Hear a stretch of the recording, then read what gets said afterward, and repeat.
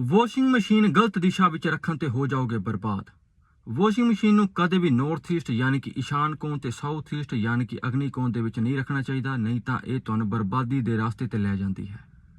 ਇਹਨਾਂ ਦੋ ਦਿਸ਼ਾਵਾਂ ਨੂੰ ਛੱਡ ਕੇ ਬਾਕੀ ਲਗਭਗ ਸਾਰੀਆਂ ਦਿਸ਼ਾਵਾਂ ਵਿੱਚ ਤੁਸੀਂ ਵਾਸ਼ਿੰਗ ਮਸ਼ੀਨ ਨੂੰ ਰੱਖ ਸਕਦੇ ਹੋ। ਈਸਟ ਸਾਊਥ ਈਸਟ ਤੇ ਵੈਸਟ ਨਾਰਥ ਵੈਸਟ ਦੇ ਵਿੱਚ ਵਾਸ਼ਿੰਗ ਮਸ਼ੀਨ ਨੂੰ ਰੱਖਣਾ ਜ਼ਿਆਦਾ ਵਧੀਆ ਮੰਨਿਆ ਗਿਆ ਹੈ, ਤੁਹਾਡੇ ਲਈ ਵਧੀਆ ਮੰਨਿਆ ਗਿਆ ਹੈ। ਰਾਤ ਨੂੰ ਕਦੇ ਵੀ ਕੱਪੜੇ ਨਹੀਂ ਧੋਣੇ ਚਾਹੀਦੇ। ਜੋ ਵੀ ਲੇਡੀਜ਼ ਰਾਤ ਨੂੰ ਕੱਪੜੇ ਧੋਂਦੀਆਂ ਹਨ ਉਹਨਾਂ ਦੇ ਘਰ ਵਿੱਚੋਂ ਕਦੇ ਵੀ ਕਰਜ਼ਾ ਨਹੀਂ ਜਾਵੇਗਾ। ਵਿਸ਼ੇਸ਼ ਤੌਰ ਤੇ ਇਹਨਾਂ ਗੱਲਾਂ ਦਾ ਖਿਆਲ ਰੱਖਣਾ ਹੈ। ਧੰਨਵਾਦ।